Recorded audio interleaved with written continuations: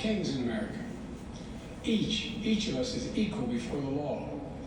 No one is above the law, not even the President of the United States. With today's Supreme Court decision on presidential immunity, that fundamentally changed. For all practical purposes, today's decision almost certainly means that there are virtually no limits on what a president can do. This is a fundamentally new principle, and it's a dangerous precedent, because the power of the office will no longer be constrained by the law, even including the Supreme Court of the United States. The only limits will be self-imposed by the President alone.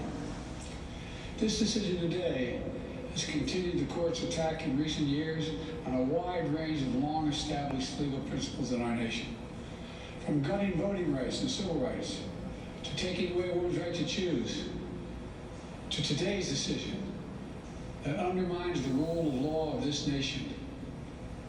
Nearly 4 years ago, my predecessor sent a violent mob to the U.S. Capitol to stop the peaceful transfer of power.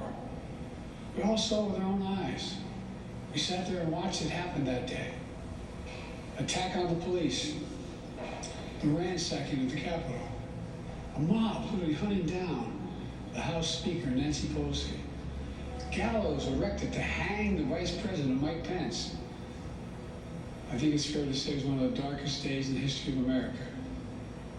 Now the man who sent that mob to the U.S. Capitol is facing potential criminal conviction for what happened that day. And the American people deserve to have an answer in the courts before the upcoming election. The public has a right to know the answer about what happened on January 6th before they are asked to vote again this year. Now, because of today's decision, that is highly, highly unlikely. It's a terrible disservice to the people of this nation. So now the American people will have to do what the courts should have been willing to do, but will not. The American people have to render a judgment about Donald Trump's behavior.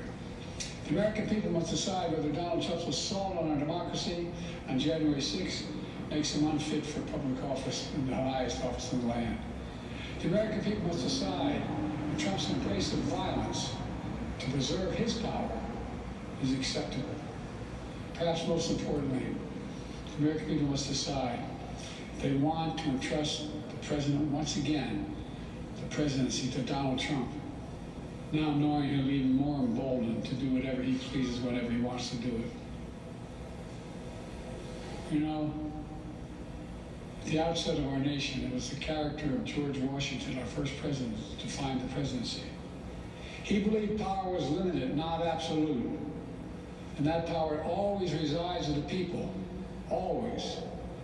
Now, over 200 years later, with today's Supreme Court decision, once again, it will depend on the character of the men and women who hold that presidency that are going to define the limits of the power of the presidency, because the law will no longer do it. I know I will respect the limits of the presidential powers I have for 3.5 years, but any president, including Donald Trump, will now be free to ignore the law. I concur with Justice Sotomayor's dissent today. Here's what she said. She said, in every use of official power, the president is now a king above the law. With fear for our democracy, I dissent. End of quote. Associate the American people dissent. I dissent. May God bless you all. May God help preserve our democracy. Thank you. May God protect our children.